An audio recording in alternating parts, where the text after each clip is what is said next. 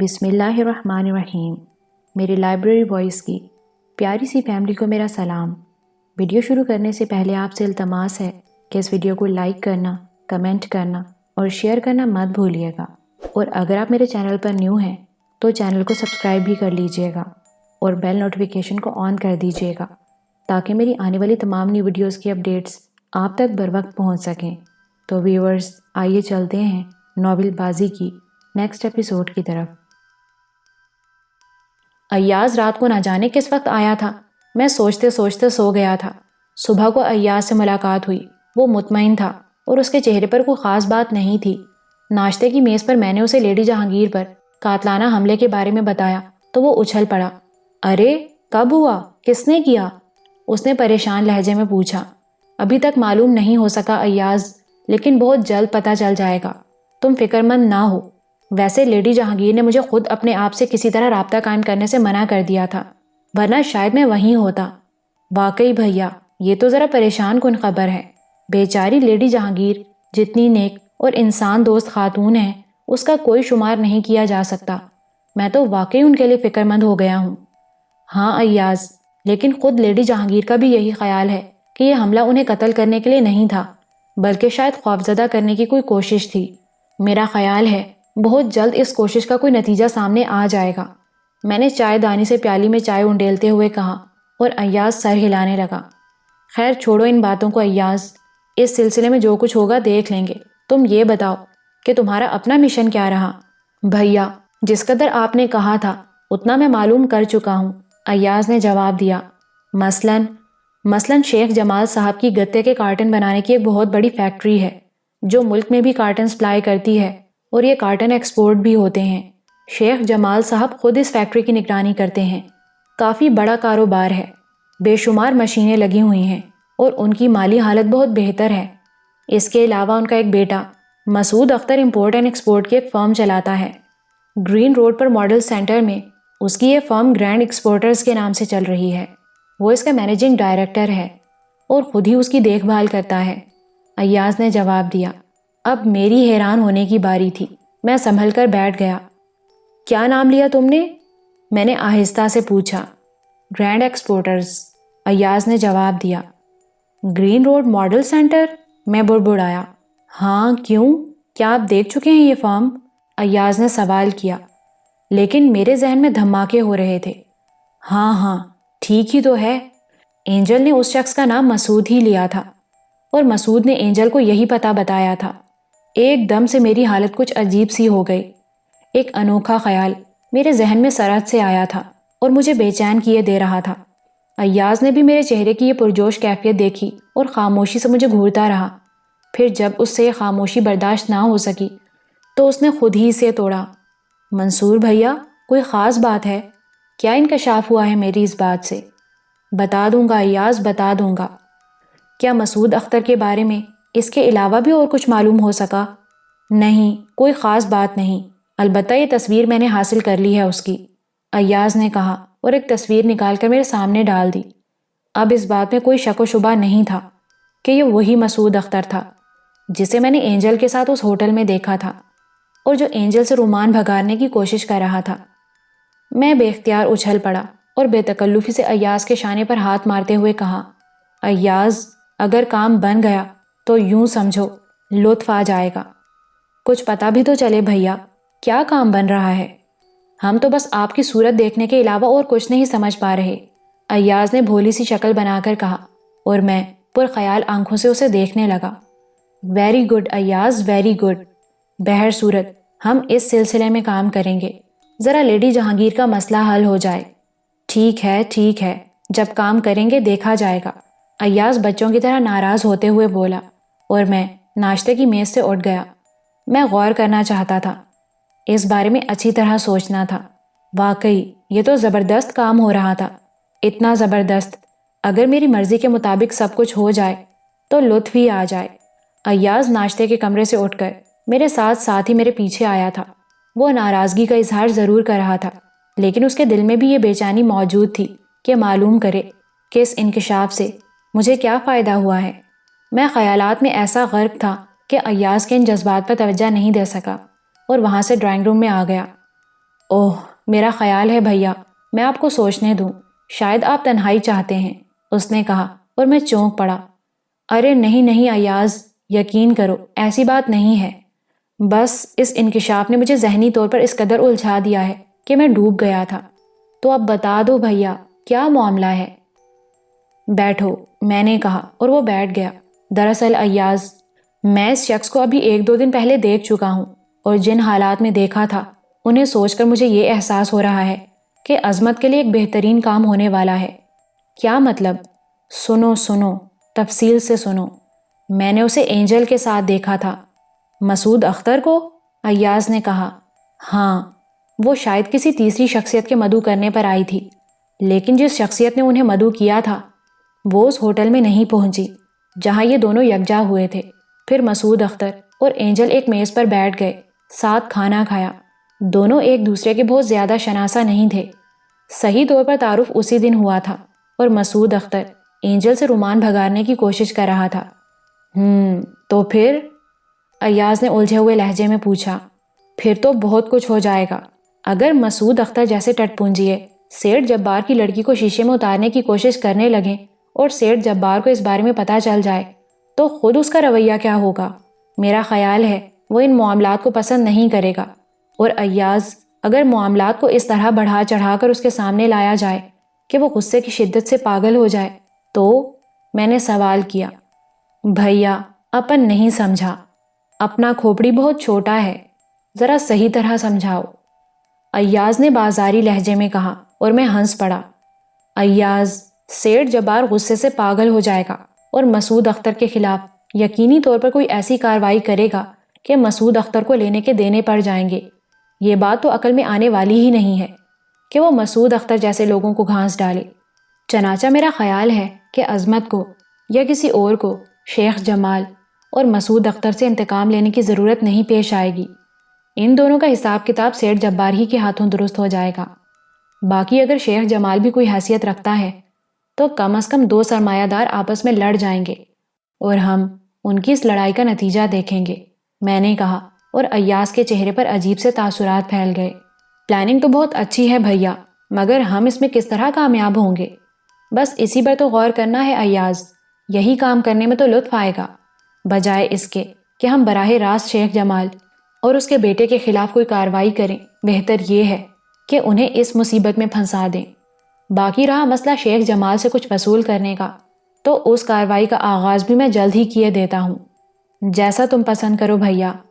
ویسے واقعی اگر تمہاری یہ کوششیں کامیاب ہو جائیں تو یہ لوگ اچھی خاصی مصیبت میں پڑ جائیں گے، ایاز نے مجھ سے اتفاق کرتے ہوئے کہا۔ میں اس سلسلے میں غور کرنے لگا تھا اور اپنے اس پروگرام کی تکمیل کے لیے بہترین نقطے تلاش کر رہا تھا۔ ایاز بھی گردن جھکائے بیٹھا ہوا تھا، غالباً وہ بھی میری اس سازش کے بارے میں غور کر رہا تھا۔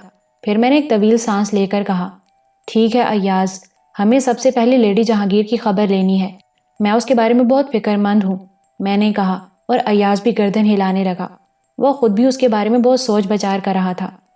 ہم کافی دیر تک ڈرائنگ روم میں بیٹھے رہے، پھر میں اٹھ کھڑا ہوا اور ضروری تیاریاں کرنے کے بعد ایاز کو ساتھ لے کر چل پڑا۔ ہم دونوں نے چہرے پر میک اپ کر لیا تھا۔ ایاز اس سلسلے میں میرا استاد تھا، اس نے ناقدانہ نگاہوں سے میرے چہرے کو دیکھا تھا اور میرے میک اپ میں کچھ خامیاں نکالی تھیں۔ ایک مخصوص جگہ کار روک کر میں نے ایاز کو نیچے اتار دیا اور اسے ہدایت دیتے ہوئے کہا، کار کا نمبر تو میں تمہیں بتا چکا ہوں ایاز، اگر کار وہاں ہوگی تو عظمت بھی ہوگا، تم کسی طرح عظمت سے رابطہ قائم کر کے میرا یہ پیغام اسے دے سکتے ہو، اس سے کہنا کہ وہ لیڈی جہانگیر کو بتا دے کہ منصور باہر موجود ہے اور آپ کی خیریت معلوم کرنا چاہتا ہے، اور پرچہ لکھ کر عظمت کو دے دیں۔ اگر کار اور عظمت نہ ہو تو؟ ایاز نے پوچھا۔ ہم لیڈی جہانگیر کی کوٹھی چلیں گے، میں نے جواب دیا، اور ایاز نے گردن ہلا دی۔ پھر وہ ٹہلتا ہوا آگے بڑھ گیا۔ میں قرب و جوار میں نگاہیں دوڑانے لگا تھا، لیکن کوئی مشکوک شخصیت نظر نہیں آئی۔ ممکن ہے لیڈی جہانگیر کے دفتر کی نگرانی کی جا رہی ہو۔ تقریباً 20 منٹ کے بعد ایاز واپس آ گیا۔ اس نے مجھے ایک پرچہ دیا تھا اور اس کے ساتھ ہی اس نے کہا، عظمت نے کہا ہے اسے پڑھ لیں۔ میں نے پرچہ کھول کر پڑھا۔ لکھا تھا، منصور، کسی طرح اس عمارت کے بائیں سمت کے دروازے سے اندر آ جاؤ۔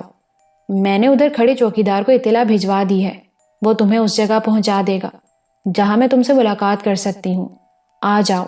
تم سے ملاقات کرنے کو بہت جی چاہ رہا ہے، تفصیلاً اسی وقت۔ میں نے پرچہ ایاز کو دے دیا۔ چلے جاؤ بھیا، میرے خیال میں اس قدر احتیاط بھی مناسب نہیں ہوتی، ایاز نے کہا، اور میں آگے بڑھ گیا۔ میں خود بھی جانتا تھا کہ لیڈی جہانگیر مجھ سے ملاقات کے لیے خود بھی کتنی بے چین ہوگی، لیکن وہ نہ جانے کیا انکشاف کرنے والی ہے۔ بہر صورت میں اس کے بتائے ہوئے اگبی گیٹ پر پہنچ گیا، اور پھر اگبی گیٹ کے چوکیدار نے مجھے دیکھ کر گردن ہلا دی۔ اندر آ جائیے صاحب، بیگم صاحب کا حکم ہمیں پہنچ گیا ہے۔ میں خاموشی سے اندر داخل ہو گیا تھا۔ چند قدم چلنے کے بعد چوکیدار نے خود ہی چونک کر پوچھا، آپ ہی کو بلایا تھا نا بیگم صاحب نے؟ ہاں ٹھیک ہے، چلتے رہو، میں نے جواب دیا۔ چوکیدار مجھے لے کر عمارت کے ان حصوں کی جانب چل پڑا جہاں کھپریل کے شیڈ پڑے ہوئے تھے، شاید یہ گودام وغیرہ تھا۔ اس نے ایک گودام کا دروازہ کھول دیا اور اندر داخل ہو کر روشنیاں جلائیں، اور پھر ایک کرسی کو اپنے کندھے پر پڑے ہوئے کپڑے سے صاف کرتے ہوئے بولا، بیٹھ جائیں صاحب، بیگم صاحب ابھی آتی ہی ہوں گی۔ ٹھیک ہے، میں نے گردن ہلا دی۔ زیادہ دیر نہیں گزری تھی کہ لیڈی جہانگیر بھی اسی دروازے سے اندر داخل ہو گئیں۔ ان کے ہونٹوں پر مسکراہٹ تھی، پیشانی اور رخسار پر ٹیپ چپکے ہوئے تھے، غالباً انہی جگہوں پر شیشے کے ٹکڑے لگے تھے۔ میں اٹھ کر کھڑا ہو گیا تو وہ میرے قریب آ گئیں۔ اوہ منصور کیسے ہو؟ یقین کرو، اب تو یوں لگتا ہے جیسے تم کو دن میں ایک بار دیکھنا، تم سے بات کرنا بہت ہی ضروری ہو گیا ہے۔ اگر ایسا نہیں ہوتا تو ایک عجیب سی تشنگی کا احساس ہوتا ہے۔ لیڈی جہانگیر کے لہجے میں عجیب سا تاثر ابھر آیا تھا۔ میں نے مسکراتے ہوئے گردن ہلائی۔ کیفیت تو میری بھی یہی ہے گل، آپ یقین کیجئے، آپ پر حملے کی خبر سن کر میں سخت پریشان ہو گیا تھا۔ اس میں یقین دلانے کی کیا بات ہے، ہونا ہی چاہیے تھا۔ بہر صورت طارق نے میرے خیال میں ایک اور احمقانہ قدم اٹھایا ہے۔ کیا مطلب؟ رات کو ان محترم کا فون آیا تھا۔ ہاں، کیا فرما رہے تھے؟ میں نے بے صبری سے پوچھا۔ ایک کہانی سنائی تھی، لیڈی جہانگیر مسکرا کر بولی۔ کیا؟ کہانی یوں تھی کہ منصور کا برابر تعاقب کیا جا رہا ہے۔ منصور ان دنوں روپوش تھا اور طارق کے آدمی اسے تلاش کر رہے تھے، پھر انہوں نے منصور کو تلاش کر لیا، لیکن اس کے ارادے سے بے خبر تھے۔ ان کی موجودگی میں ہی منصور نے لیڈی جہانگیر پر حملہ کر دیا تھا، لیکن کیونکہ یہ حملہ غیر متوقع تھا اس لیے وہ ششدر رہ گئے اور منصور نکل گیا۔ طارق صاحب نے کہا کہ میں فکر نہ کروں، وہ میری حفاظت کر رہے ہیں، البتہ محتاط رہوں، لیڈی جہانگیر نے کہا، اور میں مسکرانے لگا۔ بات دلچسپ ہے گل، میرا خیال ہے میں اس کی تہہ تک پہنچ رہا ہوں۔ مجھے بھی بتاؤ منصور، لیڈی جہانگیر نے کہا۔ میں چونک کر اس کی شکل دیکھنے لگا، پھر میں نے کہا، میرا خیال ہے گل، آپ نے خود انہی لائنوں پر سوچا ہے۔ یہ خیال کیسے آیا تمہارے ذہن میں؟ اس لیے کہ آپ نے عظمت کے ہاتھ جو پیغام بھیجا تھا وہ اسی خیال کا غماز تھا۔ آپ نے کہا تھا نا کہ میں آپ کو فون نہ کروں، نہ ہی آپ کی کوٹھی کی طرف آنے کی کوشش کروں۔ ہاں، مجھے اپنے فون کے ٹیپ ہونے کا احساس ہوا تھا۔ آپ کا خیال درست ہے گل، طارق کو ہوش آ گیا ہے۔ مجھے جو اطلاعات ملی ہیں وہ یہ ہیں کہ طارق اب اس کھوج میں ہے کہ مجھے اس کی رہائش گاہ کس نے بتائی۔ وہ سب سے معلومات کر چکا ہے اور اس انکشاف میں ناکام رہا ہے۔ اس کا ذہن آپ کی طرف بھی گیا تھا۔ میری طرف؟ ہاں، یہ خیال اسے کیوں پیدا ہوا؟ صاف بات ہے گل، آپ اس کی دوست تو نہیں ہیں، آپ تو اس کے دباؤ میں آ کر سب کچھ کرتی ہیں۔ اگر آپ کو موقع مل جائے تو کیا آپ اسے زندہ چھوڑ دیں گی؟ کاش کبھی یہ موقع مل ہی جائے، گل نے کہا۔ اس لیے اس کا ذہن آپ کی طرف بھی گیا۔ میں آپ کا ڈرائیور رہ چکا ہوں، اس نے سوچا ہوگا کہ ممکن ہے درِ پردہ میرے اور آپ کے درمیان کوئی ایسا رابطہ ہو گیا ہو۔ ہاں، اس کے امکانات تو ہیں، امکانات ہیں، یہی بات ہے گل۔ یہ حملہ اسی لیے کرایا گیا ہے اور اس کے فون سے میری اس بات کو تقویت ملی ہے۔ اس نے آپ کے ذہن کو میری طرف سے مشکوک کرنے کی کوشش نہیں کی، بلکہ اس طرح میری نشاندہی کر کے یہ اندازہ لگانے کی کوشش کی ہے کہ میرے اور آپ کے درمیان کیسے تعلقات ہیں۔ آیا آپ مجھ سے رابطہ قائم کرنے کی کوشش کرتی ہیں یا نہیں؟ 100% درست۔ اس کا مطلب ہے کہ ہماری سخت نگرانی ہو رہی ہوگی۔ یقیناً اسی لیے میں آپ سے ملاقات سے گریز کر رہا تھا، مگر میرا دل تم سے ملاقات کرنے کو چاہ رہا تھا۔ ہمیں چند روز احتیاط کرنی ہوگی۔ طارق کو تو میں بہت جلد ٹھیک کر لوں گا، بات ابھی سیٹھ جبار تک نہیں جانی چاہیے۔ میں سمجھ رہی ہوں، لیکن اب مجھے کیا کرنا چاہیے؟ میرے خیال میں آپ طارق سے ایک بار اور مل لیں۔ اوہ، پھر؟ اتنی دلیری کا مظاہرہ نہ کریں بلکہ خوفزدہ نظر آئیں، اس سے مدد طلب کریں اور پوچھیں کہ کیا آپ کو پولیس سے رابطہ کرنا چاہیے۔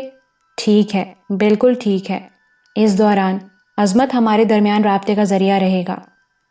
اوکے، لیڈی جہانگیر پرخیال انداز میں بولی اور میں اٹھ کھڑا ہوا اور بولا، اب مجھے اجازت؟ دل تو نہیں چاہتا لیکن خدا حافظ، اس نے کہا اور میں باہر نکل آیا۔ ایاز مستعد تھا، اس نے مجھے بتایا کہ حالات پرسکون ہیں اور ہم دونوں واپس چل پڑے۔ اس وقت اور کوئی کام نہیں تھا، اس لیے ہم نے گھر کا رخ کیا، لیکن عمارت کے احاطے میں چمن کی کار دیکھ کر ہم چونک پڑے تھے۔ میں نے مسکرا کر اسے سلام کیا، ایاز نے بھی سلام کیا تھا۔ رسمی سے انداز میں میرے سلام کا جواب دے کر چمن نے ایاز سے کہا، تم جاؤ ایاز، ہم دونوں کچھ پرائیویٹ گفتگو کریں گے، کافی بنوا کر بھجوا دو ہمارے لیے۔ ایاز گردن جھکا کر باہر چلا گیا۔ چمن کے چہرے پر گہری سنجیدگی چھائی ہوئی تھی، پھر اس نے کہا، کہاں گئے تھے تم دونوں؟ ہوا خوری کو۔ اس وقت کوئی خاص پروگرام نہیں تھا چمن، بس یوں ہی نکل پڑے تھے۔ تم جانتے ہو دل کہاں لگتا ہے، طبیعت اڑی اڑی سی رہتی ہے، اس لیے میں گھر سے باہر نکلتا ہوں کہ ممکن ہے کسی سڑک پر، کسی گلی میں کوئی نظر آ جائے اور مجھے میری زندگی واپس مل جائے۔ میں نے کہا، یہ بچکانہ پن چھوڑ دو منصور، دشمنی بدترین چیز ہے۔ دشمن بنانا بہت آسان ہے جبکہ دوست بنانا بہت مشکل۔ ماں اور بہن اس طرح کبھی نہیں ملیں گی، ان کے لیے تو بہت کچھ کرنا ہوگا۔ بہت کچھ؟ ہاں بہت کچھ۔ کوئی راستہ تو ملے چمن، کوئی چراغ تو روشن ہو۔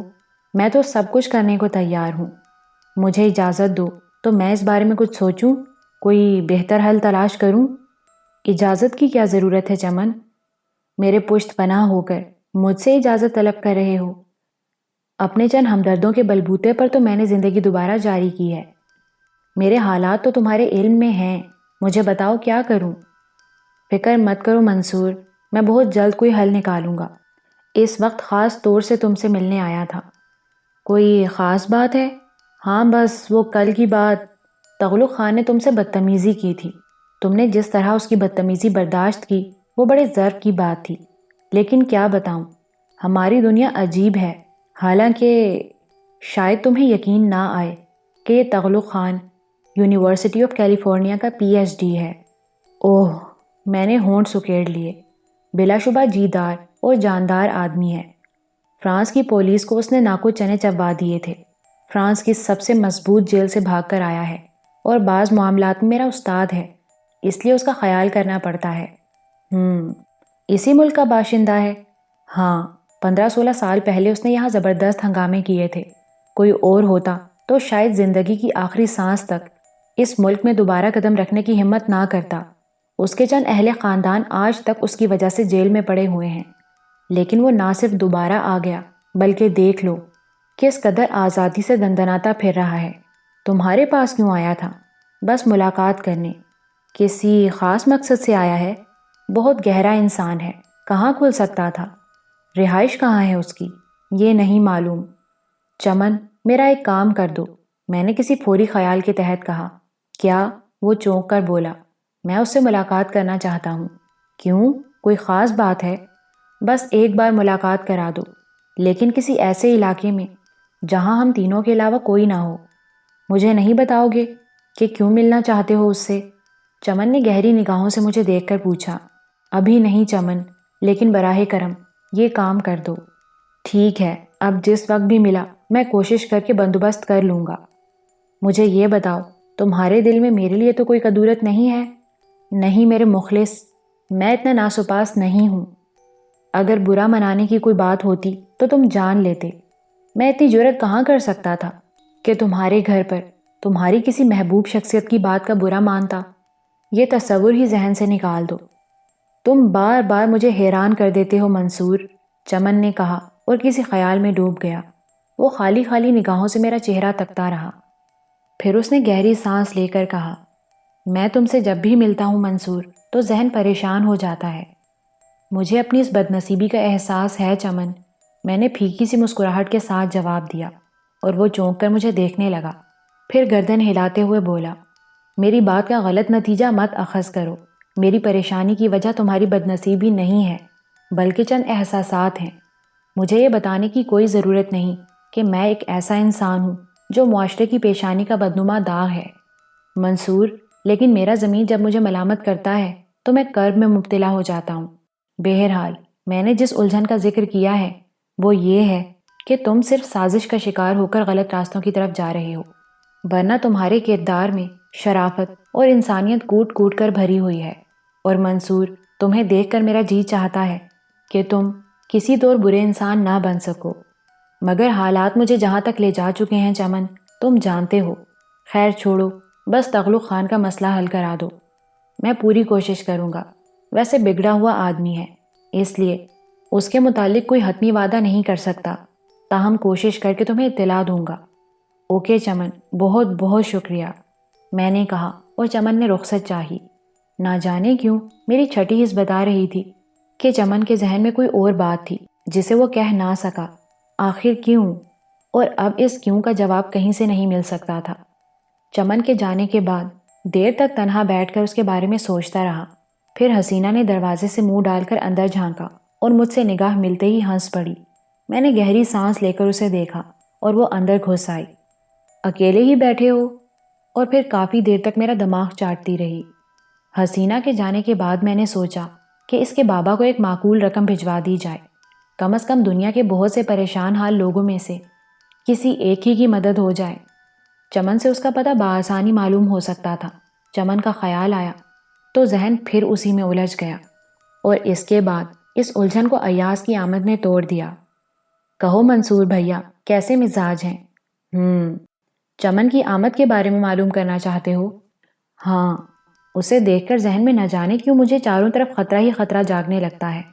حالانکہ برا انسان نہیں ہے، مگر بھیا یہ کہا جا سکتا ہے کہ میں نے بڑا برا وقت گزارا ہے اس کے ساتھ۔ مجھ پر تو ایسے روب گانٹتا ہے جیسے میں اس کا زرخرید غلام ہوں۔ استاد ہے تمہارا ایاز؟ ہاں، مگر بڑا ناجائز استاد۔ کمبخت کوئی ڈھنگ کی بات ہی سکھا دیتا تو کم از کم میں آج اس کی عزت تو کرتا۔ خیر چھوڑو، اب میرے لیے کوئی اور ڈیوٹی ہے؟ بہت بڑی ڈیوٹی ہے تمہارے لیے ایاز، بس تیار ہو جاؤ۔ میں آج شام تک تمہیں کیمرہ فراہم کر دوں گا۔ اس کیمرے کو لے کر تو گرینڈ ایکسپورٹرز پر جم جائے گا۔ مسعود اختر اور اینجل کی تصویریں حاصل کرنا ہے، جس طرح سے بھی ممکن ہو سکے ایاز۔ ان کی ایسی تصویریں ہمیں درکار ہیں جو ذرا قابل اعتراض حالت میں ہوں تو مزہ آ جائے۔ ویسے تو ابھی اس کے امکانات نہیں ہیں، البتہ جس طرح بھی ممکن ہو سکے تم ان دونوں کی یکجا تصویریں حاصل کرو، ہر جگہ ان کے پیچھے لگے رہو۔ اس کام میں بلا سے 4-6 دن لگ جائیں تو بھی کوئی حرج نہیں ہے، یا اس سے بھی زیادہ وقت لگ سکتا ہے۔ ظاہر ہے دونوں کا ایک ساتھ ہونا ضروری ہے، اور تم بہر طور انہیں یکجا تو نہیں کر سکتے۔ ہاں منصور بھیا، یہی مسئلہ ہے، لیکن کام یہ بھی مجھے پسند ہے۔ ویسے اگر تم کہو تو فوری طور پر کیمرہ میں کہیں سے حاصل کر لوں۔ ٹھیک ہے، تو پھر جاؤ اور اپنی اس ڈیوٹی پر مصروف ہو جاؤ، میں نے کہا، اور ایاز نے گردن ہلا دی۔ وہ اٹھنے لگا تو میں نے اسے چائے کی پیشکش کی اور وہ پھر بیٹھ گیا۔ ایاز کے جانے کے بعد میں نے پھر وہ فائل نکال لیے جو مجھے طارق کے مکان میں حاصل ہوئے تھے۔ ان فائلوں کو لے کر میں نے کمرہ بند کیا اور پھر ان کی ورق گردانی میں مصروف ہو گیا۔ 3-4 فائل میں نے پڑھے تھے، لیکن ان میں جو بلیک میلنگ اسٹف تھا اس کے ذرائع کچھ دوسرے ہی تھے، یعنی ایسے جرائم جو قانونی حیثیت رکھتے تھے، اور ان میں کوئی سماجی مسئلہ نہیں تھا، لیکن یہ سب بڑے بڑے لوگ تھے۔ ان میں سے چند کے نام میرے علم میں بھی تھے۔ میں نے فیصلہ کر لیا کہ ان سب سے رقومات حاصل کروں گا۔ شرافت اور سماج کی اچھائیاں اب میرے لیے کوئی معنی نہیں رکھتی تھیں۔ جو کچھ طارق کر رہا تھا وہی کچھ اب مجھے بھی کرنا چاہیے۔ طارق کا خیال آیا تو میں نے ایک بار پھر اس کے بارے میں سوچا۔ اس نے سیٹھ جبار کی کوٹھی میں پناہ لے کر بزدلی کا ثبوت دیا تھا۔ میں نے عہد کر لیا تھا کہ اسے چند ہی دنوں کے بعد آنکھوں سے محروم کر دوں گا، لیکن ابھی اپنے عہد کی تکمیل کے آثار نظر نہیں آ رہے تھے۔ پھر میں نے سوچا کہ موقع اور وقت کا انتظار کر لینا چاہیے۔ جذباتیت اور فضول قسم کی احمقانہ سوچ انسان کو کچھ نہیں دیتی۔ آج تک کا تجربہ یہی تو تھا، طارق جب تک آزاد ہے آزاد رہے۔ مجھے اس سے کوئی دلچسپی نہیں۔ ہاں، جس وقت بھی میرے ہاتھ چڑھ جائے گا میں اسے نہیں چھوڑوں گا۔ دیر تک میں یہی سوچتا رہا۔ پھر میں نے ایک فائل نکال کر اس میں دیے ہوئے ٹیلی فون نمبر تلاش کیے۔ یہ کسی تفضل حسین صاحب کا فائل تھا جو غالباً کپڑے کا کاروبار کرتے تھے۔ ان کا ٹیلی فون نمبر دیکھ کر میں نے اسے ذہن نشین کر لیا اور پھر فون کے قریب پہنچ گیا۔ دوسری جانب سے نسوانی آواز سنائی دی تو میں فوراً بولا، تفضل حسین صاحب سے بات کرنی ہے۔ میں نے کہا، چند منٹ انتظار کیجیے، ابھی آ رہے ہیں۔ جواب ملا اور میں ٹیلی فون ہولڈ کر کے بیٹھ گیا۔ پھر ایک بھاری اور غراتی آواز سنائی دی، ہیلو، تفضل حسین بول رہا ہوں۔ تفضل حسین صاحب نے اس ماہ کی ادائیگی نہیں کی۔ کون صاحب بول رہے ہیں؟ کیسی ادائیگی؟ تفضل حسین کی آواز چونکی ہوئی تھی۔ میرا مقصد ہے وہ ادائیگی جو آپ ہر ماہ کرتے ہیں، آپ نے اس بار مجھے نہیں دی۔ کیا کہہ رہے ہو؟ تم رقم وصول کر چکے ہو۔ فضول باتوں سے پرہیز کریں۔ آپ نے یہ رقم کیسے اور کس طرح دی تھی؟ جس طرح تم لیتے رہے ہو۔ میں نے چیک بنا کر اس اکاؤنٹ میں جمع کروا دیا تھا جس کا نمبر تم نے مجھے دیا تھا۔ کون سی تاریخ کی بات ہے؟ میں نے پوچھا۔ 4-5 روز ہی تو ہوئے ہیں۔ میں چیک بک دیکھ کر تمہیں تاریخ بتاتا ہوں۔ تفضل حسین صاحب، صرف ایک بات بتانی ہے آپ کو، اور وہ یہ کہ آئندہ آپ اس اکاؤنٹ میں چیک نہ جمع کرائیں۔ اس ماہ کا جو نقصان ہوا ہے وہ آپ کی اپنی ذمہ داری ہے۔ آپ یہ رقم کیش کی شکل میں مہیا کریں اور مجھے اپنا پتہ بتائیں، میں اسے آپ سے وصول کر لوں گا۔ مگر یہ سب کچھ کیا ہے؟ کیا تم بے ایمانی کرنا چاہتے ہو؟ نہیں تفضل حسین صاحب، صورتحال ذرا سی بدل چکی ہے۔ اب آپ کی لگام میرے ہاتھ میں ہے۔ وہ شخص میرے ہاتھوں شکست کھا چکا ہے جو اب تک آپ کو ہینڈل کر رہا تھا۔ اگر وہ اب آپ سے رابطہ قائم کرے تو آپ اس سے کہہ دیں کہ آئندہ آپ یہ رقم اسے پیش نہیں کر سکیں گے۔ آپ کے تمام کاغذات، جن کی تفصیل میں آپ کو مختصراً بتا دوں، اب میرے پاس ہیں اور آئندہ سے آپ ادائیگی مجھے ہی کریں گے۔ وہ خاموش ہو گیا اور دیر تک سوچتا رہا، پھر رازدارانہ لہجے میں بولا، اگر یہ بات ہے دوست تو میں بڑی خوشی سے تیار ہوں، لیکن اس کے علاوہ بھی میں تم سے کچھ گفتگو کرنا چاہتا ہوں۔ جی فرمائیے، کیا ایسا ممکن نہیں ہو سکتا کہ تم ایک مخصوص رقم لے کر وہ کاغذات میرے حوالے کر دو؟ میں ہر ماہ کی موت سے بچنا چاہتا ہوں۔ تم تصور نہیں کر سکتے میں کتنی اذیت ناک زندگی گزار رہا ہوں۔ تم یقین کرو میرے دوست، اگر تم میرے ساتھ یہ احسان کرو تو میں نہ صرف یہ کہ میں تمہیں رقم ادا کر دوں گا بلکہ تاعمر تمہارا شکر گزار رہوں گا۔ تمہارے یہ الفاظ تو میرے لیے ایک طرح کی خوشخبری کی حیثیت رکھتے ہیں کہ میں اس منحوس شخص کے چنگل سے نکل چکا ہوں۔ میں نے یہ پیشکش پہلے کئی بار اسے بھی کی ہے لیکن وہ نہیں مانا۔ تفضل حسین کے لہجے میں ایسی عاجزی اور بے بسی تھی کہ میں اس سے متاثر ہوئے بغیر نہ رہ سکا۔ مجھے بلیک میلنگ کو ذریعہ روزگار تو نہیں بنانا تھا۔ بعض فائل تو ایسے بھی تھے جن کے بارے میں نے فیصلہ کیا تھا کہ یہ فائل متعلقہ لوگوں کو دے دوں گا۔ چنانچہ اس کی بات پر میں نے ہمدردی سے غور کیا، پھر اس سے کہا، ٹھیک ہے، میں اس کے لیے تیار ہوں، اور اگر کوئی دھوکہ دہی کی تو یقین کرو پھر زندگی بھر اس دوسری غلطی کو بھگتتے رہو گے۔ مجھے منظور ہے، تم اپنی تسلی کے لیے جو چاہو کر سکتے ہو، میں ہر تعاون کے لیے تیار ہوں۔ بس تم مجھے رقم بتا دو، اور جس وقت جہاں تم کہو گے میں… خیر، رقم کی بات بھی بالمشافہ طے ہو جائے گی۔ آپ یہ بتائیں کہ میں کس وقت اور کہاں آپ سے ملوں؟ میری تو خواہش ہے کہ تم اسی وقت مجھ سے مل لو، لیکن اس وقت سے لے کر شام تک جس وقت بھی پسند کرو، رینبو کلاتھ سٹور میں آ جاؤ۔ میں اوپری منزل پر بیٹھتا ہوں۔ تم میرا نام لے کر کسی بھی وقت آ سکتے ہو۔ اپنے حوالے کے طور پر کوئی بھی نام مجھے بتا دو تاکہ میں اپنے ملازمین کو ہدایت کر سکوں کہ تم جب بھی آؤ تمہیں فوراً میرے پاس پہنچا دیا جائے۔ ٹھیک ہے، میں اب سے 2 گھنٹے کے بعد آپ سے ملاقات کروں گا، میں نے کہا اور فون بند کر دیا۔ یہ ایک نئی مصروفیت ہاتھ لگ گئی تھی۔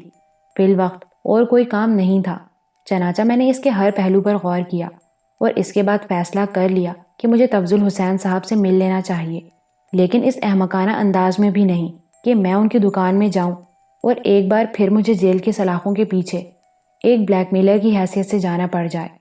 چنانچہ اس سلسلے میں ایک اچھی سی تجویز سوچی اور ملازمت کی ایک درخواست لکھ کر جیب میں رکھ لی۔ اس کے بعد معمولی سے لباس میں ملبوس ہو کر میں گھر سے باہر نکل آیا۔ خاصا بڑا شو روم تھا، کپڑے کے تھان بھرے ہوئے تھے۔ 5-6 ملازمین کپڑے کی فروخت میں مصروف تھے۔ برابر میں ایک پتلا سا زینہ اوپر کی طرف جاتا تھا۔ اس زینے کے پاس اور کوئی موجود نہیں تھا، اس لیے میں اطمینان سے اوپر چڑھ گیا۔ زینے کی سیڑھیاں طے کرتے ہوئے میں نے ادھر دیکھ لیا تھا۔ بظاہر کوئی مشتبہ شخصیت نظر نہیں آئی تھی، چنانچہ میں اوپر پہنچ گیا۔ شیشے کے ایک بڑے سے دروازے کے پیچھے سیٹھ تفضل حسین نظر آ رہا تھا۔ میں نے اندازے کی بنا پر ہی یہ سوچا تھا کہ یہی سیٹھ تفضل حسین ہو سکتا ہے۔ اس کے آس پاس کوئی نہیں تھا۔ میں نے اطمینان سے دروازہ کھولا اور اندر پہنچ گیا۔ اس نے میز پر سے نگاہیں اٹھا کر مجھے دیکھا تھا، پھر اس کی آنکھوں میں ہلکی سی ناگواری کے اثرات پیدا ہوئے۔ جی کہیے، کیا بات ہے؟ پھر جب میں نے اسے فون کا حوالہ دیتے ہوئے اپنا تعارف کرایا تو اس کا رویہ یکدم بدل گیا۔ بیٹھو۔ تفضل حسین کا چہرہ ڈھیلا پڑ گیا اور میں اطمینان سے ان کے سامنے کرسی گھسیٹ کر بیٹھ گیا۔ ویسے تمہاری شخصیت اس لباس سے ہم آہنگ نہیں، تفضل حسین مسکرا کر بولے، اور میں پرخیال انداز میں گردن ہلانے لگا۔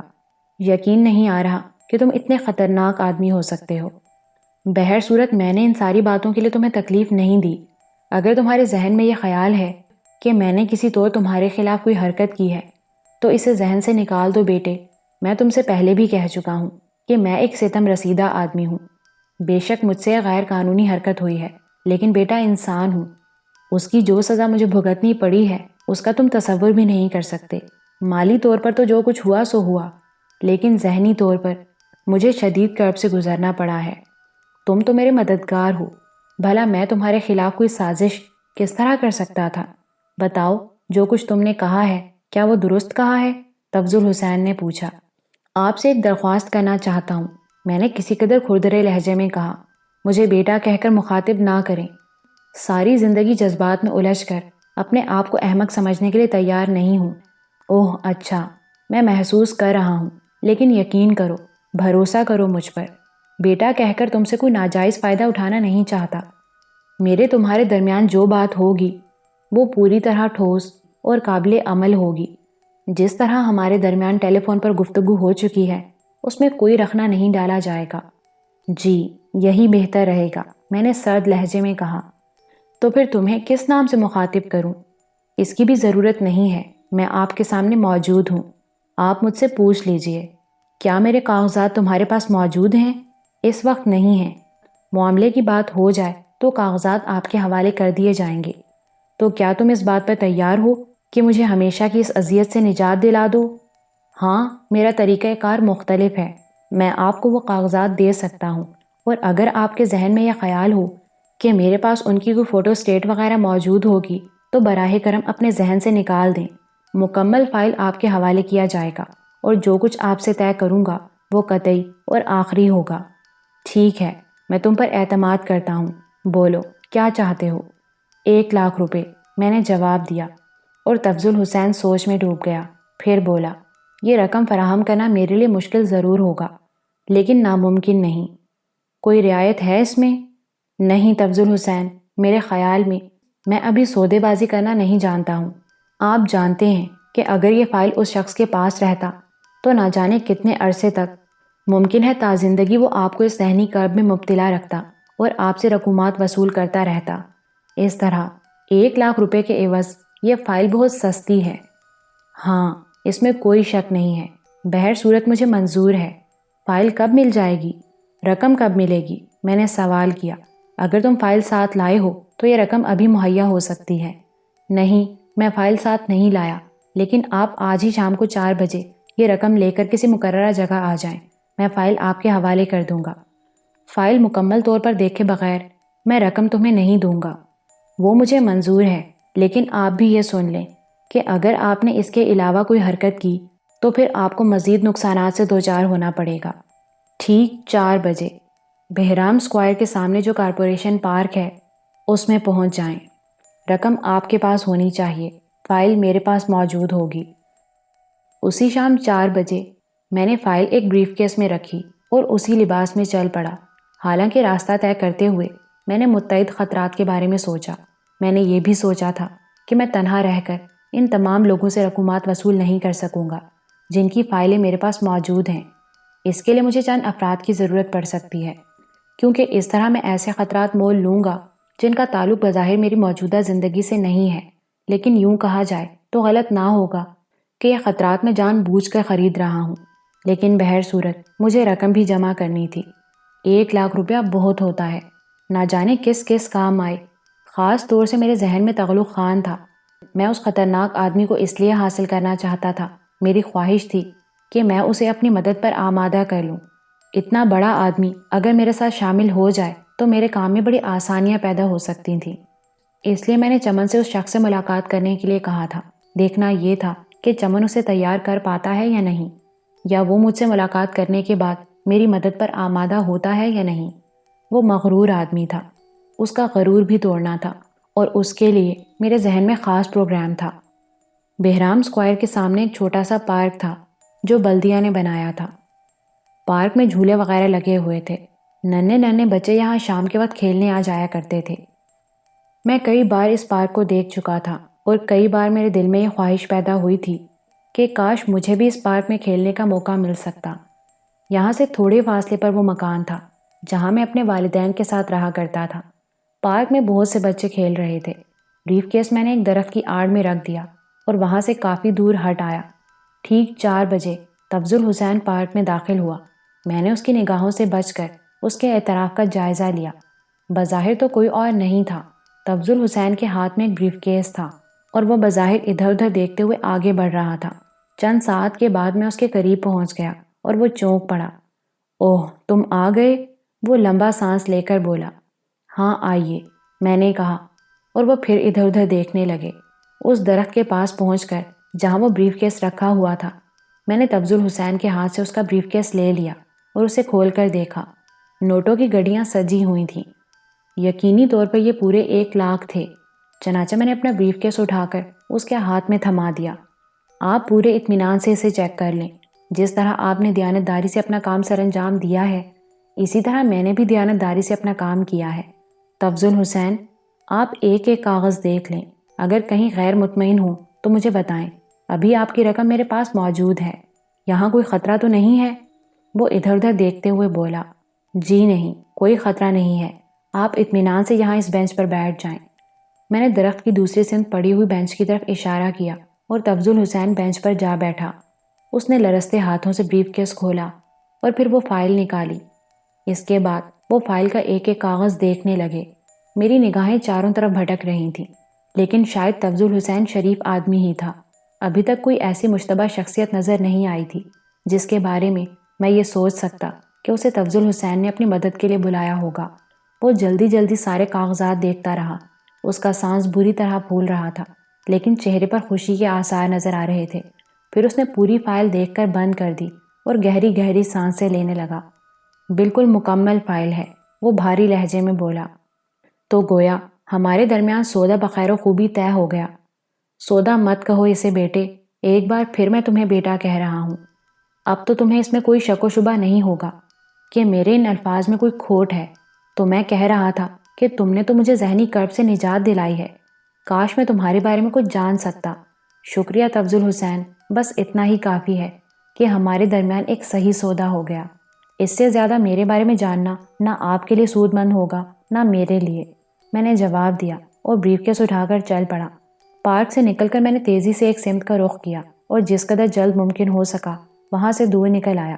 میں اب بھی اس بات سے کسی قدر خوفزدہ تھا کہ کہیں تفضل حسین نے کوئی گہری چال نہ چلی ہو، لیکن بہت سے علاقے گھومنے کے بعد جب میں اپنے گھر تک پہنچا تو مجھے اطمینان ہو چکا تھا کہ ایسی کوئی بات نہیں ہے۔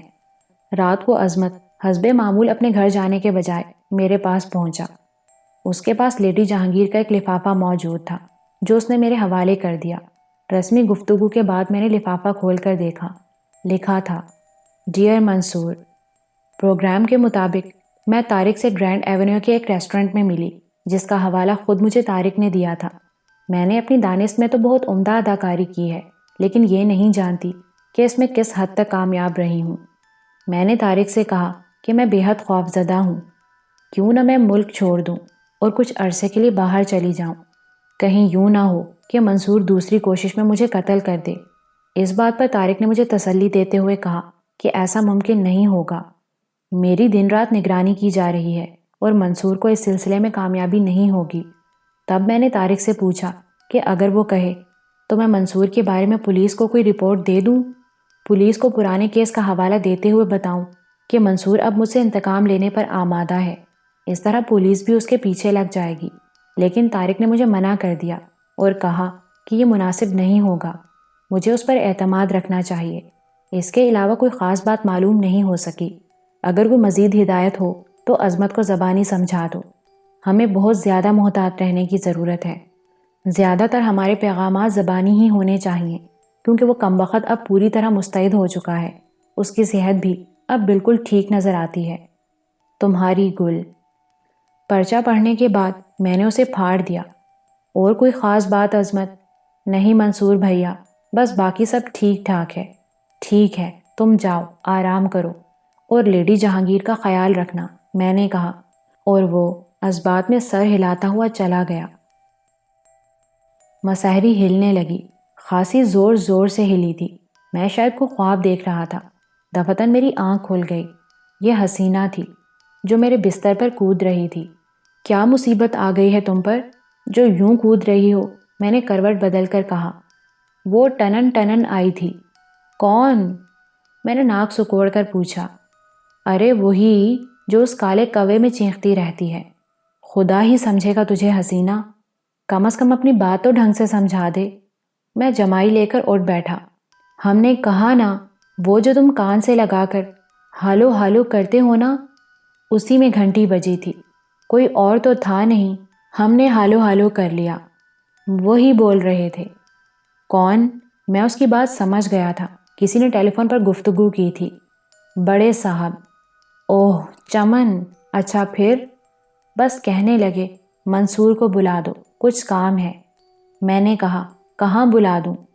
تو کہنے لگے اسی میں بات کرا دو، جلدی سے جاؤ۔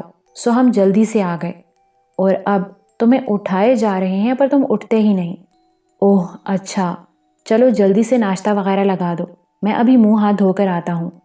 اور ان سے بات نہیں کرو گے؟ ہاں ہاں کیے لیتا ہوں، میں نے جواب دیا، اور جلدی سے وہاں پہنچ گیا جہاں ٹیلی فون رکھا ہوا تھا۔ لیکن پھر یہ دیکھ کر میں نے گہری سانس لی کہ ٹیلی فون کا ریسیور اپنی جگہ رکھا ہوا تھا۔ احمق حسینہ نے ریسیور واپس کریڈل پر رکھ دیا تھا۔ بہر صورت میں نے ریسیور اٹھا کر چمن کے نمبر ڈائل کیے، اور دوسری طرف سے فوراً ہی چمن سے رابطہ قائم ہو گیا۔ ہاں، وہ تغلو خان آنے والا ہے۔ میں نے تمہارے بارے میں تو اسے نہیں بتایا، بس یوں ہی اسے بلا لیا تھا۔ چمن بولا تو میں ہمتن گوش ہو گیا۔ وہ کس وقت پہنچے گا؟ 11:30 بجے تک، لیکن تم اس سے پہلے ہی آ جاؤ، مجھے تم سے کچھ اور باتیں بھی کرنی ہیں، چمن نے کہا۔ میں پہنچ رہا ہوں بس، میں نے جواب دیا اور ریسیور واپس رکھ دیا۔ ناشتے وغیرہ سے فارغ ہو کر میں نے تیاریاں کی۔ ایاز کے بارے میں معلوم ہو چکا تھا کہ وہ ناشتہ کر کے جا چکا ہے۔ نہ جانے کیوں آج مجھے صبح کو اٹھنے میں دیر ہو گئی تھی، حالانکہ عام حالات میں میں جلدی جاگ جاتا تھا۔ تھوڑی دیر کے بعد میری کار اس جگہ پہنچ گئی جہاں چمن کا اڈا تھا۔ میں نے کار پارک کر کے لاک کی اور چمن کے اڈے میں داخل ہو گیا۔ یہاں اب سب لوگ مجھے پہچانتے تھے۔ چند ساعت کے بعد میں چمن کے پاس پہنچ گیا۔ وہ حسب معمول اپنے تخت طاؤس پر بیٹھا احکامات صادر کر رہا تھا۔ اچھی خاصی بادشاہت تھی چمن کی۔ مجھے دیکھ کر وہ مسکرایا اور اپنے نزدیک بیٹھنے کا اشارہ کیا۔ میں اس کے قریب جا بیٹھا اور وہ پھر اپنے لوگوں کو ہدایات دینے میں مصروف ہو گیا۔ ان سے فارغ ہوا تو میری طرف متوجہ ہو کر بولا، ہاں منصور، تم کہو، تغلق خان کے سلسلے میں تمہارے ذہن میں کیا بات ہے؟ چھپانے کی بات نہیں ہے چمن، بس سوچ رہا تھا کہ تغلق خان بہت بڑی چیز ہے اور میں بہت معمولی سا آدمی، لیکن میرے دل میں یہ خیال تھا کہ اگر ایسا آدمی سیٹھ جبار کے خلاف میرے ساتھ شامل ہو جائے تو بڑا لطف رہے گا۔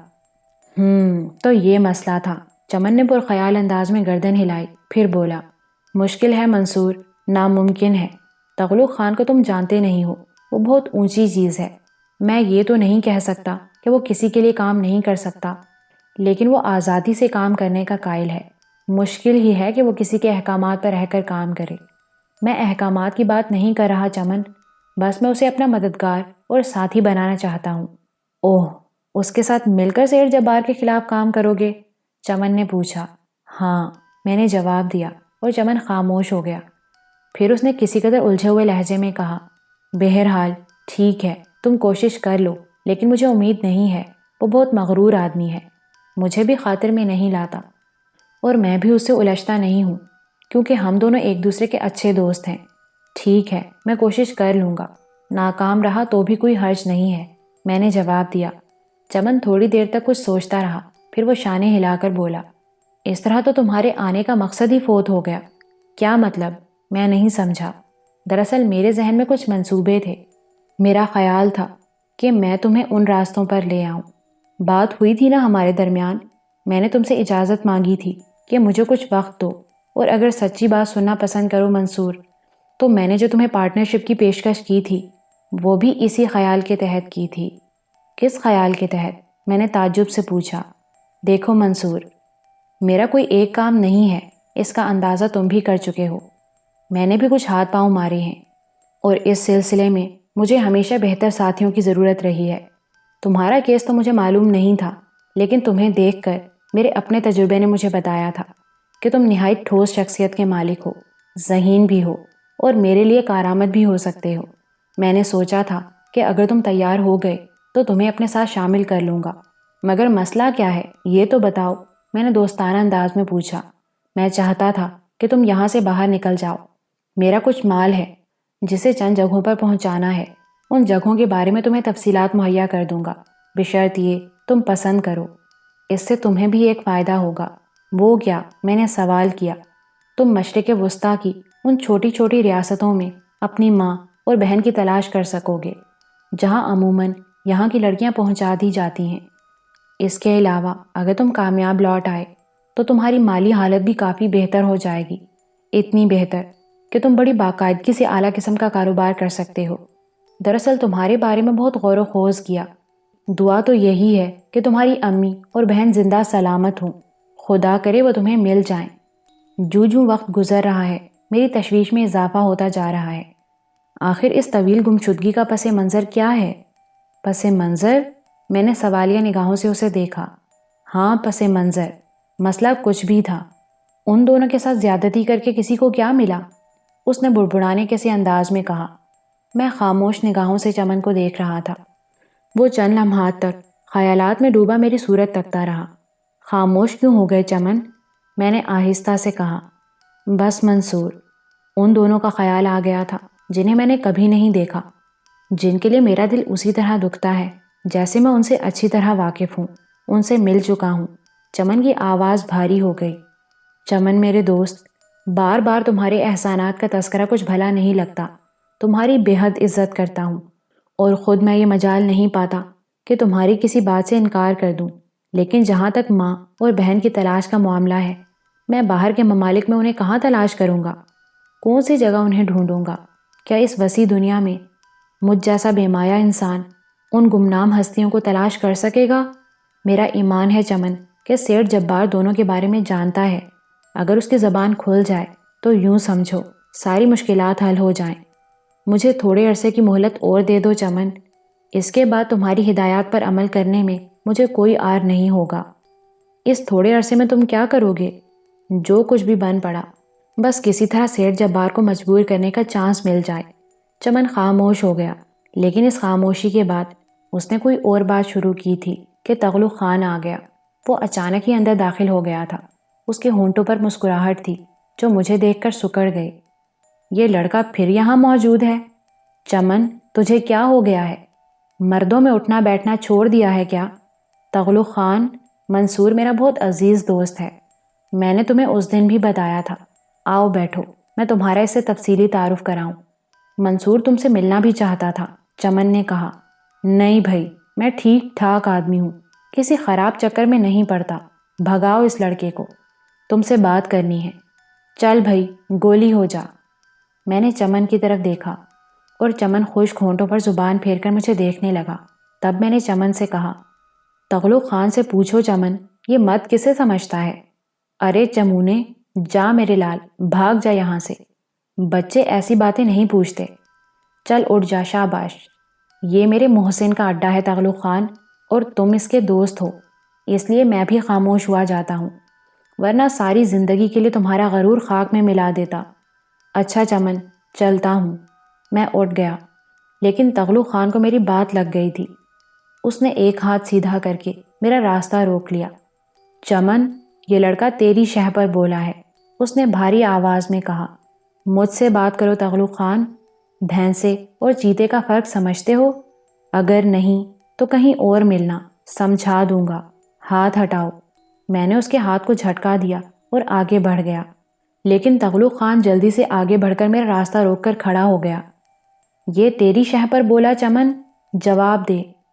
سمجھنے کی کوشش کرو تغلق خان، منصور بہت اچھا لڑکا ہے۔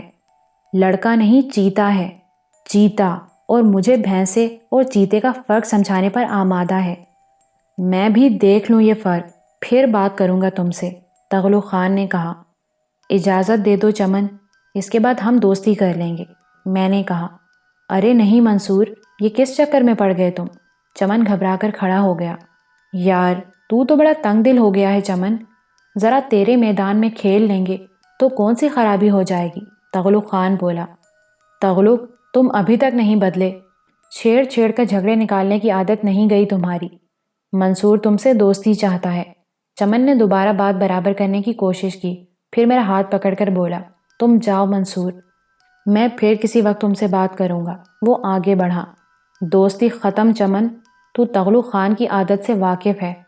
تغلق خان ایسے کسی شخص سے دوستی نہیں رکھتا جو دوست کے خلاف کوئی بات سن کر خاموش رہے۔ چھوڑ دے اس کا ہاتھ، ہم باہر جا کر فیصلہ کر لیں گے۔ چمن کی کیفیت سے میں نے اندازہ لگا لیا تھا کہ وہ بدحواس ہو گیا تھا۔ نہ وہ تغلق خان سے بگاڑ سکتا تھا، نہ مجھ سے۔ اس وقت اس کی ساری ذہانت دھری کی دھری رہ گئی تھی۔ میں نے اسے کلائی چھڑا لی۔ آؤ تغلق خان، تم بہت اونچی چیز ہو، میں بھی زندگی میں کوئی مقام حاصل کرنے کے چکر میں ہوں، فیصلہ کرنا ہی پڑے گا۔ میں وعدہ کرتا ہوں چمن کہ اسے قتل نہیں کروں گا، لیکن اس مغرور آدمی کے چہرے پر اپنا نشان ضرور چھوڑ دوں گا تاکہ اسے یاد رہے۔ مرو، دونوں ہی پاگل ہو۔ چمن برا سا منہ بنا کر پیچھے ہٹ گیا، اسے بھی غصہ آ گیا تھا۔ تغلق خان خونی آنکھوں سے مجھے دیکھ رہا تھا۔ میں نے اسے اشارہ کر کے کہا، آؤ تغلق خان، اپنی پسند کی جگہ چلو، تمہارا دماغ تمہاری پسندیدہ جگہ پر درست کروں گا، کہیں جانے کی ضرورت نہیں ہے، یہیں فیصلہ کر لو۔ چمن چوہا نہیں ہے، لاشیں ٹھکانے لگانے میں مجھے کوئی دقت نہیں ہوگی۔ چمن کا لہجہ بدل گیا تھا۔ میرا بھی دماغ گھوم گیا تھا۔ تغلق خان نے ضرورت سے زیادہ بدتمیزی کی تھی، اس کا غرور توڑنا اب ضروری ہو گیا تھا، ورنہ آگے چل کر نہ جانے کیا کیا برداشت کرنا پڑے گا۔ تغلق خان نے دونوں ہاتھ پھیلا دیے، اس کا چہرہ خون کی طرح سرخ ہو گیا تھا، لمبے لمبے ہاتھوں کا پھیلاؤ بھی بہت زیادہ تھا۔ میری آنکھوں میں جلال بابا گھوم گئے۔ بلا شبہ ان معاملات میں وہ میرے لیے ایک روحانی حیثیت رکھتے تھے، اور نہ جانے اس تصور نے کون سی حس بیدار کر دی تھی۔ میں خود ہی آگے بڑھ گیا۔ تغلق خان ریسلرز کے انداز میں سینہ آگے کر کے مجھ پر جھپٹا، اور اس نے مجھے اپنے لمبے ہاتھوں کی گرفت میں لے لیا۔ میں نے بھی سینہ پھلا کر سانس روک لیا اور دونوں کھلے ہوئے ہاتھ اس کے کانوں پر مارے۔ یقیناً ان کی ضرب زوردار ہوگی، مجھے اندازہ نہیں تھا۔ تغلق خان کے دونوں ہاتھ جلدی سے کھل گئے۔ اس نے دانت کچکچا کر پھر ہاتھ پھیلائے اور مجھے گرفت میں لینے کی کوشش کی، لیکن میں نے اسے موقع نہیں دیا اور دونوں ہاتھوں سے اس کے ایک ہاتھ کی کلائی پکڑ کر پوری قوت سے کھینچی، اور جوں ہی وہ آگے بڑھا میں نے اپنا پاؤں اس کے پاؤں میں پھنسا کر اسے گرا دیا۔ تغلق خان بری طرح گرا تھا، لیکن گرینڈیل ہونے کے باوجود وہ بے حد پھرتیلا تھا۔ نیچے گرتے ہی وہ پھر کھڑا ہو گیا، پھر اس نے اچھل کر مجھے ٹکر مارنے کی کوشش کی، لیکن اب تو وقار کی جنگ شروع ہو چکی تھی۔ میرے حلق سے ایک دھاڑ نکلی اور میں نے گھوم کر سیدھی لات اس کے سر پر ماری۔ وہ رکا تو میری دوسری لات بھی اس کے سر پر پڑی اور تغلق خان کا سر چکرا گیا، لیکن میں نہ رکا۔ میں نے اسے گھنسوں پر رکھ لیا اور تغلق خان کے جبڑے ہل گئے۔ وہ ابھی تک مجھے ایک ہاتھ بھی نہیں مار سکا تھا، بس ہاتھ پھیلا پھیلا کر مجھے پکڑنے کی کوشش کر رہا تھا۔ جب وہ اس کوشش میں ناکام رہا تو دفتن اس نے پیچھے ہٹ کر چاقو نکال لیا۔ چاقو کا کھیل نہیں ہوگا تغلق خان، چمن آگے بڑھ کر بولا، لیکن تغلق خان نے غراتے ہوئے چمن پر حملہ کر دیا۔ وہ پاگل ہو گیا تھا۔ چمن بامشکل اس کی زد سے بچا تھا۔ دوسرے لمحے اس نے اپنے آدمیوں کو آوازیں دینا شروع کر دیں اور 4-5 خطرناک شکل آدمی اندر گھس آئے۔ اندر کی صورتحال دیکھ کر وہ دنگ رہ گئے تھے۔ پکڑو اسے، یہ دیوانہ ہو گیا ہے، چمن چیخا، لیکن اس دوران میں تغلق خان نے ایک اور چاقو نکال لیا تھا۔ اب اس کے دونوں ہاتھوں میں کھلے ہوئے چاقو تھے اور وہ چاروں طرف دیکھ رہا تھا۔ چہرے پر ایسے ہی آثار تھے جیسے سب کو دشمن سمجھ رہا ہو۔ پھر اس کی غراہٹ ابھری، آ جاؤ، آ جاؤ، سب آ جاؤ، ایک ایک کو ڈھیر نہ کر دوں تو تغلق خان نام نہیں ہے۔ اس نے چمن کے آدمیوں کو للکارا۔ چمن، ان سب کو پیچھے ہٹا لو اگر تم میرا نقصان نہیں چاہتے، میں نے کہا، اور تغلق خان کے ایک حملے سے بچنے کے لیے اسے جھکائی دی۔ تغلق خان نے فوراً پلٹ کر میری کمر پر وار کرنے کی کوشش کی اور چاقو میری کمر کے صرف 1 انچ کے فاصلے سے گزر گیا۔ اب اسے کوئی موقع دینا خود کو ہلاکت میں ڈالنا تھا۔ میں آگے بڑھا اور چاقوؤں کو کلائی پر روکا، پھر چانٹی مار کر اس کی دونوں کلائیاں ایک دوسرے سے ملائیں اور اس کے بعد الٹی کلا بازی کھا کر اس کی گردن میں کینچی ڈال کر اسے گھما دیا۔ تغلق خان ہوا میں اچھل کر چیت گرا اور جوں ہی اس کے ہاتھ مڑے، میں اس کی دونوں کلائیوں پر کھڑا ہو گیا۔ پھر میں نے جھک کر دونوں چاقو اس کے ہاتھوں سے نکال لیے اور دوسرے لمحے میں نے ان چاقوؤں کی نوکوں سے تغلق خان کی کشادہ پیشانی پر کراس بنا دیا۔ دونوں نشانوں سے خون پھوٹ پڑا تھا۔ میں نے تیز چاقو کی ایک لکیر تغلق خان کی گردن پر بنائی، دوسری اس کے دل کے مقام پر، اور پھر الٹا کود کر الگ کھڑا ہو گیا۔ اب میں نے پہلی بار چمن اور اس کے ساتھیوں کی شکلیں دیکھی تھیں۔ ان کی آنکھوں میں تحسین کے جذبات تھے۔ تغلق خان نے گردن جھٹکی اور اٹھ کر بیٹھ گیا۔ خون اس کی آنکھوں میں رینگ آیا تھا۔ قتل نہیں کرے گا چمونے؟ اس بار اس کی آواز ڈھیلی تھی۔ ابھی میں نے ایک بھی قتل نہیں کیا تغلق خان، میں نے جواب دیا۔ چل ابتدا کر لے۔ وہ آنکھوں سے خون پونچھتا ہوا مسکرایا۔ یار کا گھر ہے، جو کچھ ہوا ہے اس کا افسوس ہے۔ یہ چیتا کہاں سے پکڑا ہے چمن؟ کون سے جنگل سے تلاش کیا ہے یار؟ اس نے تو دل خوش کر دیا۔ لے سہارا دے، اٹھا نہیں جا رہا۔ تغلق خان نے ہاتھ پھیلا دیا۔ چمن اور اس کے ساتھیوں نے سہارا دے کر اسے کھڑا کیا۔ میں نے دونوں چاقو بند کر کے جیب میں رکھے اور چمن سے بولا، پھر آؤں گا چمن۔ دل میں خون کی پیاس ابھر رہی ہے۔ چمن نے مجھے اشارہ کیا کہ میں چلا جاؤں اور میں نے واپسی کے لیے قدم بڑھا دیے۔ تھوڑی دیر کے بعد میں وہاں سے واپس جا رہا تھا۔ جو کچھ ہوا تھا انتہائی ڈرامائی طور پر ہوا تھا۔ میں چمن کی پریشانی بھی سمجھتا تھا اور مجھے اس کا افسوس تھا۔ بہرحال اب تو ہو ہی چکا تھا۔ دیکھنا یہ تھا کہ چمن پر کیا رد عمل ہوتا ہے۔ وہ تغلق خان سے کسی قدر دبا دبا سے محسوس ہوتا تھا۔ بہرحال جو کچھ بھی ہو بھگتنا تھا۔ بس ایک بات کا افسوس تھا، تغلق خان اس طرح ہاتھ سے نکل گیا، ورنہ جاندار چیز تھی۔ بہرحال جو ہونا تھا ہو چکا تھا اور اب اس کی فکر بیکار تھی۔ وہاں سے گھر کا رخ ہی کیا تھا۔ شام کو ایاز واپس آیا، بہت خوش تھا۔ چند تصویریں نکال کر میرے سامنے ڈال دیں اور میں چونک پڑا۔ یہ مسعود اختر اور اینجل کی تصویریں تھیں۔ اینجل غسل کے لباس میں تھی اور کئی پوز ایسے تھے جو میرے لیے نہایت کارآمد تھے۔ میں ایاز کی اس کارکردگی پر متحیر رہ گیا۔ ایاز کو میں نے آج دن کا واقعہ نہیں بتایا تھا۔ رات کو 8 بجے چمن آ گیا۔ مجھے بے چینی سے چمن کی آمد کا انتظار تھا۔ بہرحال میں نے بڑے تپاک سے اس کا استقبال کیا تھا۔ ہیلو چمن۔ ہیلو منصور۔ آج تو تم نے ساری زندگی کے تجربات غارت کر کے رکھ دیے ہیں۔ افضال خان کے سلسلے میں ہی حیران تھا، لیکن آج تمہیں دیکھ کر میرے ذہن میں نئی حیرتوں نے جنم لیا ہے۔ یہ سب کچھ تم نے کہاں سیکھا منصور؟ شرمندہ کر رہے ہو چمن، مجھے بہت افسوس ہے کہ تمہارے اڈے پر، ہاں یہ بہت برا ہوا ہے۔ میں تو تم سے ملاقات کے لیے بے چین تھا، لیکن جان بوجھ کر تمہاری طرف رخ نہیں کیا جب تک مکمل اطمینان نہ کر لیا۔ کیوں؟ میں نے پوچھا۔ بھائی بس کیا بتاؤں، کہہ رہا تھا نا کہ جو کچھ ہوا اچھا نہیں ہوا۔ تغلق خان شاید زندگی میں پہلی بار تمہارے ہاتھوں اس طرح ذلیل ہوا ہے۔ اس نے زندگی میں کبھی بھی اس طرح شکست نہیں کھائی۔ مجھے یہ کہنے میں کوئی عار نہیں ہے، میں نے بھی اس سے بہت کچھ سیکھا ہے، اور میں خود اس بات پر حیران ہوں کہ وہ یہاں واپس کیسے آ گیا، اور اگر آیا ہے تو کس مقصد کے تحت آیا ہے۔ تمہاری بات پر میں نے تم سے کہا تھا نا کہ وہ اتنی اونچی چیز ہے کہ کسی چھوٹے موٹے مسئلے میں دلچسپی لینا پسند ہی نہیں کرے گا۔ میرے ذہن میں تو رہ رہ کر ایک شبہ ابھرتا ہے، وہ یہ کہ کہیں سیٹھ جبار نے تو اسے یہاں نہیں بلایا۔ اگر یہ بات بھی ہے چمن، تو اس سے کیا فرق پڑتا ہے؟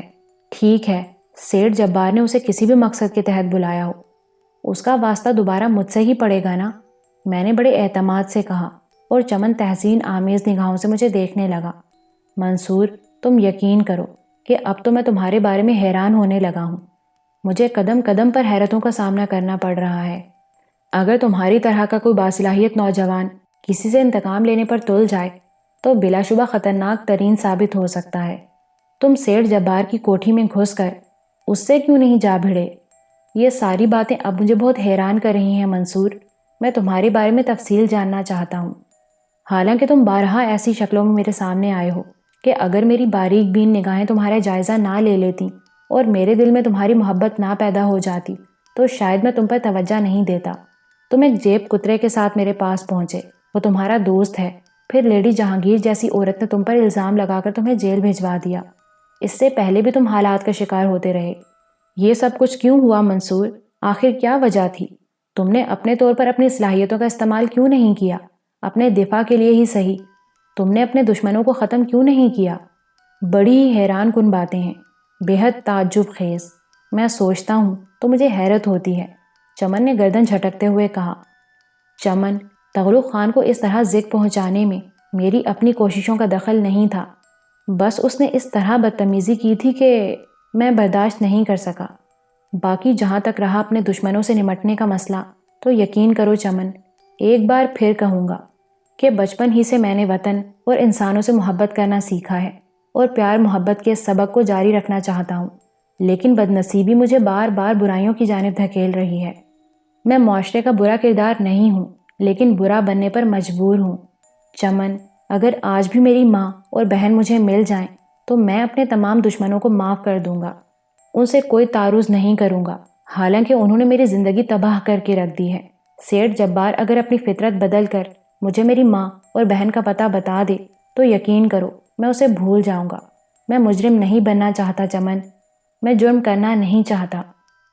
چمن گردن جھکا کر کسی سوچ میں ڈوب گیا، پھر ایک گہری سانس لے کر بولا، مجھے افسوس ہے میرے دوست، مجھے انتہائی افسوس ہے کہ میں تمہاری کوئی مدد نہیں کر سکا۔ کاش میں ایک انسان کو انسان بنانے میں اپنا کردار ادا کر سکتا، لیکن میں بھی بے بس ہوں۔ منصور، میں تمہیں آگاہ کرنا چاہتا ہوں کہ تغلق خان اب سائے کی طرح تمہارے پیچھے لگا رہے گا۔ وہ تم سے اپنی بے عزتی کا بدلہ ضرور لے گا، بس وہ اسی قسم کا آدمی ہے، تمہارے ہاتھوں ذک اٹھا چکا ہے۔ اب اس وقت تک کوئی کام نہیں کرے گا جب تک تمہیں نیست و نابود نہ کر دے۔ اس طرح تم نے ایک اور دشمن کا اضافہ کر لیا ہے۔ چمن کی بات پر میرے ہونٹوں پر مسکراہٹ پھیل گئی۔ میں نے مطمئن انداز میں گردن ہلاتے ہوئے کہا، دشمنوں کی تعداد بہت زیادہ ہے چمن، اگر ان میں ایک اور کا اضافہ ہو جائے گا تو کیا فرق پڑے گا؟ میرے دوست بھی تو ہیں، میرے دوستوں نے جس طرح مجھ سے ہمدردی کا اظہار کیا ہے میں اسے کیسے فراموش کر سکتا ہوں؟ میں تو یہ سمجھتا ہوں کہ میرے دشمنوں کی تعداد ہر چند کے بہت زیادہ ہے، لیکن جو میرے دوست ہیں ان کی محبت ان دشمنوں کی نفرت پر بھاری ہے۔ مجھے تو رہ رہ کر بس یہ شرمندگی ستا رہی تھی کہ تمہارے اڈے پر میرے ہاتھوں یہ حرکت ہو گئی، کاش ایسا نہ ہوتا۔ تغلق خان تمہارا بھی دشمن ہو گیا ہوگا چمن، اس نے اس سلسلے میں کوئی بات تو نہیں کی، لیکن میں اس کینہ پرور سے اچھی طرح واقف ہوں۔ ممکن ہے وہ میری جانب رخ نہ کرے کیونکہ میرے گھر کے احاطے میں کسی دوسرے کے ہاتھوں ذلیل ہوا ہے، لیکن دوستی وہ مجھ سے بھی نہیں رکھے گا اب۔ ممکن ہے وہ میرے سامنے ہی نہ آئے۔ چمن نے جواب دیا، خیر ان باتوں سے کوئی فرق نہیں پڑتا۔ پہلے میرے ذہن میں یہ تھا کہ وہ میرا ساتھ دے، لیکن اب کھیل ہی الٹ گیا ہے۔ میں بھی تمہاری اس بات پر غور کر رہا ہوں کہ ممکن ہے کہ وہ سیٹھ جبار کا ساتھی ہو، لیکن اب جو ہوگا دیکھا جائے گا۔ ایک اور صحیح، کیا فرق پڑتا ہے، میں نے کہا، اور چمن کے ہونٹوں پر پھیکی سی مسکراہٹ پھیل گئی۔ میری تو خواہش ہے منصور کہ تم میری بات مان لو۔ کون سی بات؟ وہی ایک ٹور کر لو، کیا فرق پڑتا ہے؟ مہینہ 1.5 مہینہ لگ جائے گا، بس اس سے زیادہ تو نہیں صرف ہوگا۔ اس دوران میں وعدہ کرتا ہوں کہ تمہارے فرائض میں سنبھال لوں گا۔ امی اور فریدہ کی تلاش اسی طرح جاری رکھوں گا جس طرح تم اپنے طور پر لگن سے کوشش کر رہے ہو۔ تمہیں میرے خلوص پر یقین ہوگا منصور کہ میں جو کچھ کہہ رہا ہوں صحیح کہہ رہا ہوں۔ اس طرح سے مجھے سکون ملے گا۔ اگر تم یہاں سے چلے جاؤ گے تو تغلق خان بھی تمہیں تلاش کر کے مایوس ہو جائے گا اور پھر ممکن ہے وہ دوسرے معاملات میں مصروف ہو جائے۔ مجھے بڑی آسانیاں ہو جائیں گی کیونکہ میرے لیے دوہری مشکلات پیدا ہو گئی ہیں۔ اگر تم میری مدد کرو تو میں ان مشکلات سے نکل سکتا ہوں۔ میں پریشان ہو گیا تھا۔ چمن نے بلا شبہ بے لوث میرا ساتھ دیا تھا۔ اس نے مجھے رہنے کے لیے گھر دیا تھا، ہر چند کہ اب میرے پاس لیڈی جہانگیر کے دیے ہوئے 2 مکانات بھی تھے جن کا اب تک کوئی مصرف دریافت نہیں ہو سکا تھا، لیکن میں اس کی محبت کو فراموش نہیں کر سکتا تھا۔ کافی دیر تک میں اس کی طرف دیکھتا رہا۔ چمن امید و بیم کی نگاہ سے مجھے دیکھ رہا تھا، پھر میں نے گردن ہلا کر کہا، اچھا چمن، مجھے صرف 15 دن کی مہلت دے دو۔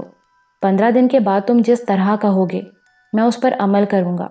چمن، جہاں بھیجو گے چلا جاؤں گا، لیکن یہ 15 روز کی مہلت ضروری ہے۔ میری اس بات پر چمن کی آنکھوں میں مسرت کے آثار پیدا ہو گئے تھے۔ وعدہ کرتے ہو منصور؟ ہاں چمن، وعدہ۔ 15 دن کے بعد میں تمہاری ہدایات کے مطابق عمل کروں گا، میں نے کہا، اور چمن نے اپنا ہاتھ میری جانب بڑھا دیا۔ بس اب میں چلتا ہوں، لیکن خدا کے واسطے آئندہ تغلق خان کے سامنے آنے کی کوشش مت کرنا۔ اس بات کو ذہن سے نکال دو کہ وہ کسی طور پر تمہاری مدد کر سکتا ہے، بلکہ مجھے یقین ہے کہ اب تم نے اس کے بارے میں اچھی طرح اندازہ کر لیا ہوگا کہ وہ تمہارا دشمن ہو سکتا ہے، دوست نہیں۔ ہاں، میں خیال رکھوں گا، میں نے کہا، اور چمن چلا گیا۔ اس کے جانے کے بعد میں گہری سوچ میں ڈوب گیا تھا۔ چمن نے جو فرمائش کی تھی اس سے کسی طرح گلو خلاصی ممکن نظر نہیں آ رہی تھی۔ بہر صورت اس نے مجھ پر احسان کیا تھا، اس کے لیے اتنا کام تو کرنا ہی تھا۔ اور پھر کون سا امی اور فریدہ میرے سامنے آ گئی تھیں کہ میں دوسری باتوں کو نظر انداز کر دیتا۔ ابھی تو انہی لوگوں کے درمیان زندگی گزارنی تھی۔ نہ جانے دکھ کا یہ سفر کتنا طویل ہوگا۔ اس میں جو چند شناسہ، ساتھی یا ہمدرد ملے تھے، انہیں گنوانا میرے بس کی بات نہیں تھی۔ عظمت کے آنے پر میری سوچ کا سلسلہ ٹوٹا۔ یہ اچھی بات تھی کہ عظمت چمن کے سامنے نہیں آیا تھا۔ نہ جانے کیوں ابھی تک میں نے چمن کو عظمت کے بارے میں نہیں بتایا تھا۔ شاید اس کی وجہ یہ ہو کہ میں اپنے دوسرے کام سے کسی کو باخبر رکھنا نہیں چاہتا تھا۔ یہ سب کچھ بھی غیر فطری طور پر ہی ہوا تھا، ورنہ چمن جیسی شخصیت ایسی نہیں تھی کہ اسے کچھ چھپانا ضروری ہوتا۔ عظمت نے کوئی خاص رپورٹ نہیں دی۔ تھوڑی دیر کے بعد وہ بھی چلا گیا، لیکن خیالات نے آدھی رات تک مجھے پریشان رکھا تھا۔ آدھی رات کے بعد کسی وقت مجھے نیند آ گئی اور میں گہری نیند سو گیا۔